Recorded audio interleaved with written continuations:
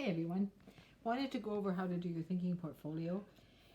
I've sent you out the portfolio template, and the whole purpose of it is for you to think about an artifact, an example that shows one of the standards of practice. You have altogether 5 standards of practice, and you need 2 artifacts under each one in your graphic organizer. So for instance, first one, I've just chosen to put a journal of students' progress in my teaching anecdotal notes, and to show my commitment to students and student learning. And I gave positive descriptive feedback to scaffold the learning as they were working. Then I think about how does it relate to my teaching skills. I found that by looking at the resources down here, which is your competencies of a teacher, you can think about the fact that I used responsive teaching, I used constructive positive feedback, I used things to motivate, I used problem solving, I used communication.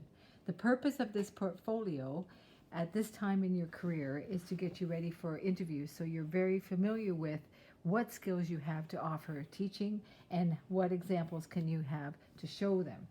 I've also attached the teaching portfolio document to help. They're called the 7 C's of putting it together.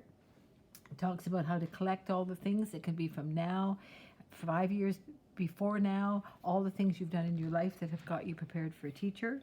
You collaborate with your host teacher, your mentor teacher. You collaborate with your friends to make sure you've got all the most important things you want to put into your portfolio. Then you compose it, and then you create it, and then you choose the items specifically that show. And the artifacts, if there's 10 artifacts altogether, try to pick all different ones so that it shows you're very well-rounded as a teacher.